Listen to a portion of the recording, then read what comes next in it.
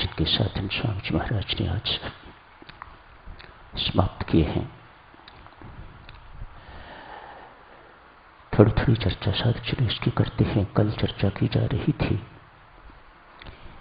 एक साधक के लिए अभिमान मुख्य कारण है, जिसके कारण वह हमें अंतर्मुखी नहीं होने देता, भीतर की ओर मुड़ने नहीं देता। एक झूठा सा आश्वासन देता है, बाहर से संतुष्ट रहो, और बाहर से व्यक्ति बहुत संतुष्ट रहता है। उसे जो बाह्य सुख सुविधाएं मिलती हैं, उससे वह इतना संतुष्ट, इतना छका रहता है कि ये घमंड, ये अभिमान उसे भीतर मुड़ने की प्रेरणा नहीं देता, रोकता है। बड़ा कट्टर दुश्मन है साधक जनों ये अभिमान हर साधक का।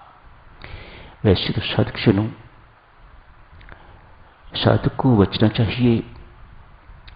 अभिमान भी कुछ कारणों से होता है।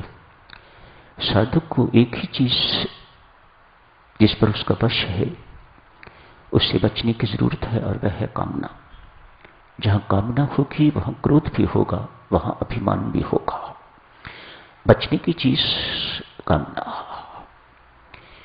आज थोड़ी चर्चा साधक इसके ऊपर करते हैं, उसके बाद फिर वचन के साधनों पर। आचार्य महीधर हुए हैं, उन्होंने वेदों पर भाष्य लिखा है। बहुत बड़ा काम, कोई छोटी बात नहीं वेदों पर भाष्य लिखना। कमेंट्री ऑन वेदास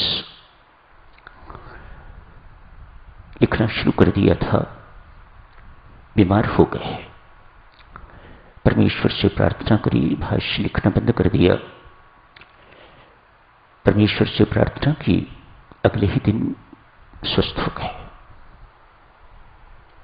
पुनः लिखना शुरू कर दिया। थोड़े दिनों के बाद फिर बीमार हो गए। इतने बीमार हुए कि एक बार प्रार्थना करने से ठीक नहीं हुए। सारी रात कामकाज छोड़ के, निद्रा का त्याग करके, तो परमेश्वर से प्रार्थना करते रहे। झपकी लग गई। झपकी लगी तो परमात्मा स्वप्न में आए। महीधर, तुम्हें भेजा था कि तू कुछ मेरा काम करेगा, पर तू तो मेरे से ही काम करवा रहा है। तुझे भेजा था कि तू मेरा कुछ काम करेगा, लेकिन तू एक बार बीमार हुआ तो मुझे कहा, दूसरी बार फिर बीमार हुआ, फिर मुझे जा अमुक डॉक्टर के पास जा, जो काम वैद्य कर सकता है उसके लिए परमात्मा को क्यों कष्ट देना। ये एक साधक की भावना होनी चाहिए, तो कामना से बचेगा। एक यहूदी संत थे साधक जनों, परमेश्वर के उपासक थे, शास्त्र अनुसार कर्म करते थे। दोनों बातें इकट्ठी होनी बहुत कठिन बात है।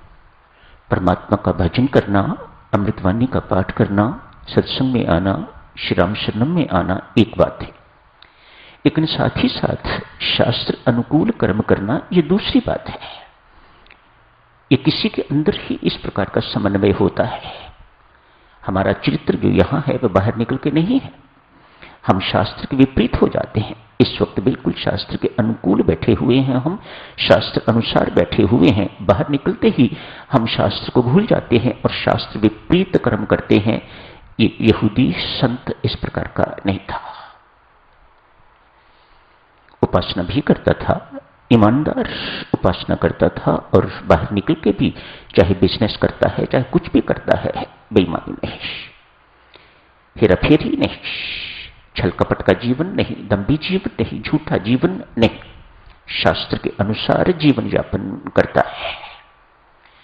इसके बावजूद भी साधक जनों आज परमेश्वर से शिकायत करता है, परमात्मा देव इतनी मुद्दत हो गई तेरी उपासना करते करते, आज तक तूने मेरी कोई मांग पूरी नहीं की। मेरा एक मित्र है, वह तुम्हें मानता नहीं है, नित्य कर्म करता है लेकिन गुलछर्रे उड़ा रहा है। ऐसे शब्द प्रयोग किए हुए हैं परमात्मा के लिए। गुलशर्रे उड़ा रहा है, नित्य को कर्म करता है, तुझे ध्याता नहीं है, तुझे मानता ही नहीं है। मेरी ओर देखो, मैं तुम्हें मानता भी हूं, ध्याता हूं, तेरी उपासना करता हूं, शास्त्र के अनुकूल कर्म करता हूं, ऐसे कर्म करता हूं जिनसे तू प्रसन्न होता है। इसके बावजूद भी तूने आज तक मेरी कोई मांग पूरी नहीं की, मेरी कोई मनोकामना पूरी नहीं की। मैं अभी तक दरिद्र का दरिद्र हूं। भगवान श्री कहते हैं, वत्स, जो तू कह रहा है बिल्कुल ठीक है। तेरा मित्र तेरे से बहुत अच्छा है, कम से कम तेरी तरह मुझे तकलीफ तो नहीं देता। एक साधक से अपने लिए यदि कुछ मांगता है तो उसे कामना कहा जाता है। ये उसकी साधना में बहुत बड़ी बाधा है। औरों के लिए मांगने में बिल्कुल कभी कंजूसी न कीजिएगा, मांगिएगा, वह तो परमात्मा का काम है, उसके काम में आप सहाय हो रहे हो।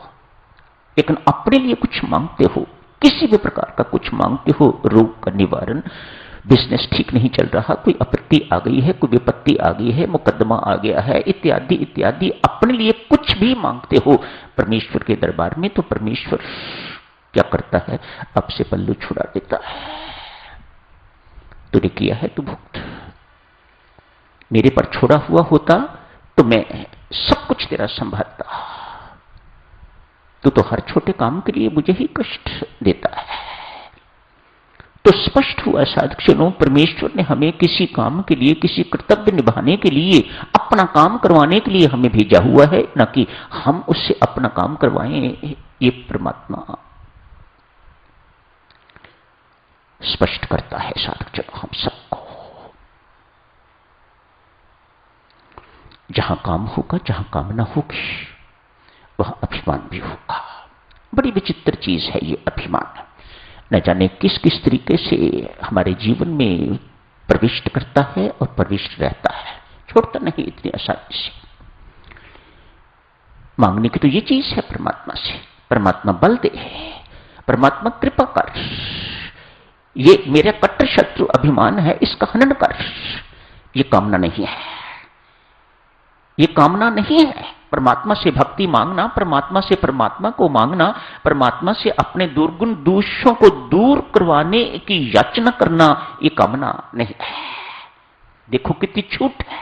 मांग तो ये भी है, लेकिन परमात्मा इसे कामना नहीं मानता। शाबाश, तू अपने दुर्गुण दोष दूर करना चाहता है, तो एक नेक इंसान बनना चाहता है, तू मेरी तरह बनना चाहता है।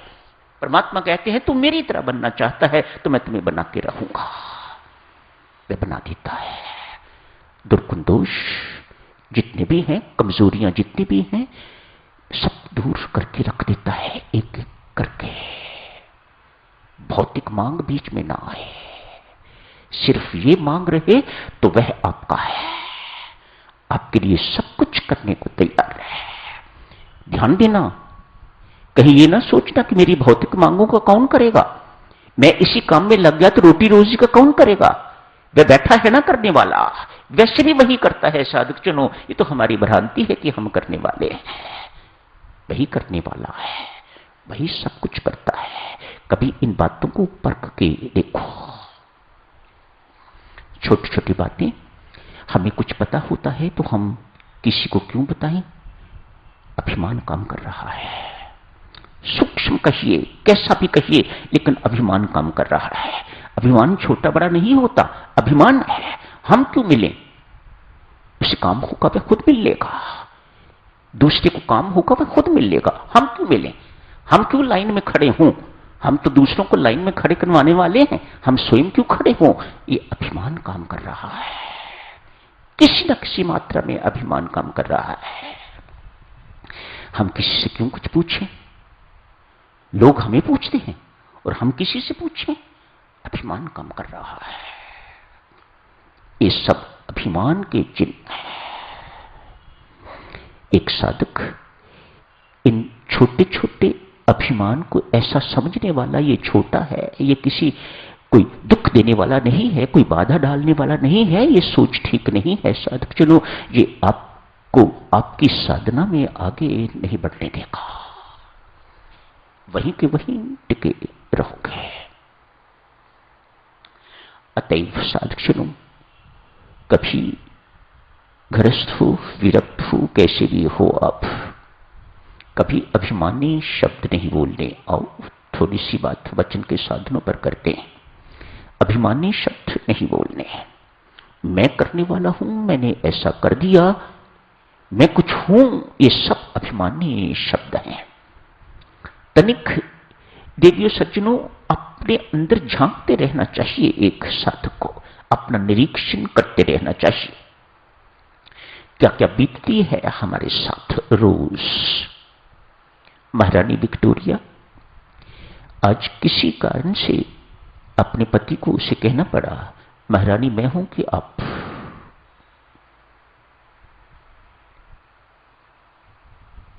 पति के स्वाभिमान को, आत्मसम्मान को बहुत ठेस लगी। शाम का समय था, अपने शयन कक्ष में कुछ खाया नहीं उस दिन, भूख मारी गई। पति ने मुझे अपमानित किया है, इसे महारानी होने का अभिमान है। इसने ये नहीं जानना कि वे पत्नी है। इस वक्त पत्नी का भूल के तो जो है, जो अभिमान का कारण है, वह कारण अपने सामने रख के तो एक पति को अपमानित किया है। भूख उड़ गई, खाए नहीं खाना, अपने शयन कक्ष में जाके लेट गए, अंदर से कुंडी बंद कर ली। रात्रि का समय, महारानी का आने का समय आई है। देखा अंदर से कुंडी लगी हुई है, द्वार खटखटाया, भीतर से आवाज आई, कौन है? महारानी विक्टोरिया। द्वार खुला नहीं, वैसे का वैसा ही बंद रहा। अब द्वार खुल क्यों नहीं रहे? महारानी बाहर से बोलती है, अंदर से कोई आवाज नहीं। द्वार फिर खटखटाया, पुनः यही प्रश्न पूछा, कौन है?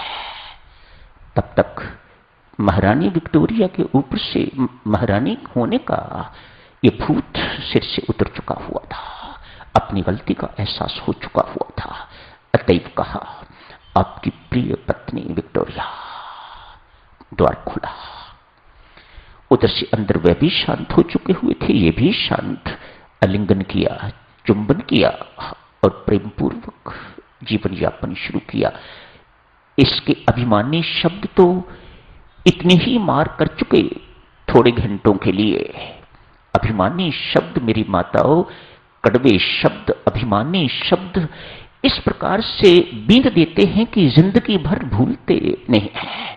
आदमी उनको पल्ले बांध के घूमता फिरता रहता है, एक शव की तरह जीवन व्यतीत करता है। एक ऐसे सज्जन की कथा याद है, ऑफिस में कुछ हुआ, कोई घटना इस प्रकार की अप्रिय घटना घटित हो गई। अतएव बहुत डिस्टर्ब्ड आया है घर। वहां तो कुछ चली नहीं, ऑफिस में इस प्रकार का जिसने व्यवहार किया है उसे तो कुछ कहा नहीं जा सकता। संभवतः ऑफिसर ही होते हैं ऐसी बातें कहने वाले, उन पर तो कुछ चलती नहीं है। अतएव पत्नी पर आके तो बरसे। मूड खराब कहते हैं जिसे, खराब मूड में आए, आके तो पत्नी पर खूब बरसे। पत्नी बनाने की कोशिश की, पूछने की कोशिश की, क्या बात है, क्यों ऐसा मूड है, क्या हुआ है ऑफिस में? बहुत प्रेम से कुछ खाने पीने को भी दिया, बहुत प्यार से पूछा, लेकिन पति अभी वहीं ऑफिस में भी बैठे हुए हैं। अतएव बहुत जोर से डांट डपट के कहा, खबरदार मेरे से कोई बात की तो। ऐसी बात छू गई, ऐसी बात छू गई। कहते हैं जिंदगी भर वह पत्नी मौन रही, उसके बाद कभी अपने पति के साथ बात नहीं की। ये अभिमानी शब्द, ये कटु शब्द किस प्रकार का घाव दे जाते हैं, जिनको लगता है वही जानते हैं। तो साधक जनों, यही समाप्त करने की इजाजत दीजिएगा। कल जारी रखेंगे इस चर्चा को और आगे बहुत महत्वपूर्ण है वाणी, बहुत महत्वपूर्ण है वचन।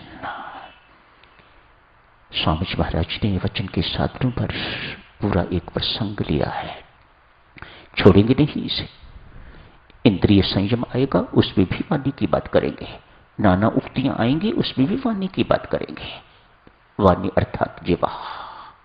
इसका एक आयाम, एक डिपार्टमेंट स्वामी जी महाराज ले रहे हैं। अभी दूसरे डिपार्टमेंट की तो कोई चर्चा ही नहीं है।